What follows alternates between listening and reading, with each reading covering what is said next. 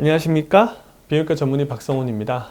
이 전 시간에 우리가 이제 굴곡형의 역사에 대해서 제가 말씀을 드렸는데, 오늘은 굴곡형 임플란트의 특성에 대해서 좀 말씀을 드릴까 해요. 굴곡형 임플란트는 기본적으로 물성 자체가 길이나 두께가 일정한 형태예요. 변함이 없어요. 굽혔다 폈다만 할 뿐이에요. 그런데 여기에서 이제 사실은 문제가 있어요.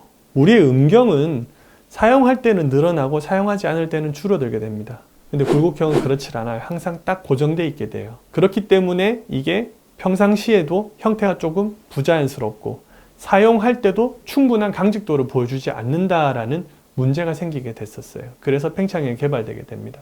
이 굴곡형이 길이와 굵기가 딱 정해져 있기 때문에 거기에서 오는 문제가 뭐냐면, 해부학적인 구조의 문제가 뭐냐면, 이 해면체가 일부는 몸 안에 파묻혀 있고 일부는 몸 밖에 나와 있어요. 뿌리가 땅에 파묻혀 있는 것처럼 딱 몸 안에 지주를 받고 파묻혀 있어요. 그리고 그 끝에는 골반뼈가 딱 받쳐주고 있게 돼요. 이렇게 딱 받쳐주고 있게 돼요. 그러니까 밖에서 힘을 받아도 이게 안으로 밀려 들어가지 않는 거예요. 그런데 뿌리 쪽은 말 그대로 이 뼈가 딱 받아주고 있지만은 그 끝에는 그냥 스폰지 캡인 귀두가 달려있을 뿐이에요.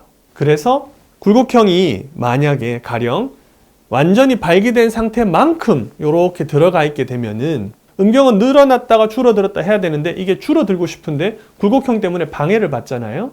그러면은 결국에 끝에 쪽 부분에 뼈가 있는 쪽은 얘가 뚫고 나가지 못하니까 약한 귀두 쪽 부분을 자꾸 조직이 얇아지다가 결국 뚫고 나가게 돼요.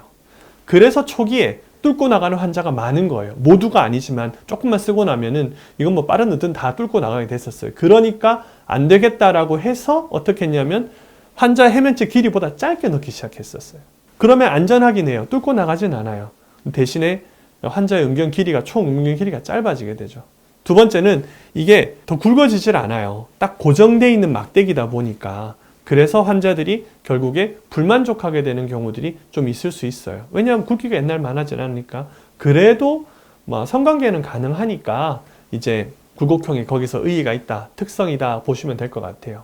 단점은 굴곡형은 이렇게 굽혔다 폈다 해야 되는 거기 때문에 굽히게 되면은 좀 어색해요. 이게 자연스럽게 이렇게 축 처지는 게 아니라 철사가 꼬부라지는 거다 보니까 이렇게 누가 봐도 수술했구나 라고 좀 알 수가 있어요.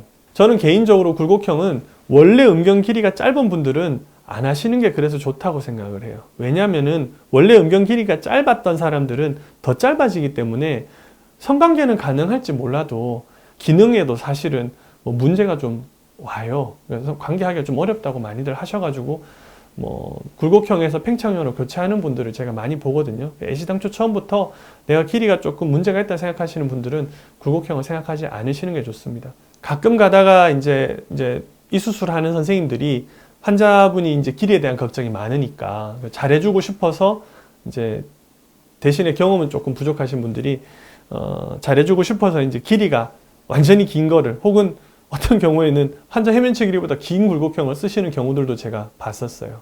근데 그러면 형태가 좀 처음에는 문제가 없어요. 근데 시간이 지나면서 귀두 밑에서 이게 투명하게 비쳐 보여요. 굴곡형 팁이, 끝이. 혹은 요도 쪽으로 이게 밀고 나오면서 이게 요도가 불룩하게 올라오는 경우들이 있어요. 그거는 결국엔 좀 있으면 뚫고 나온다는 얘기입니다.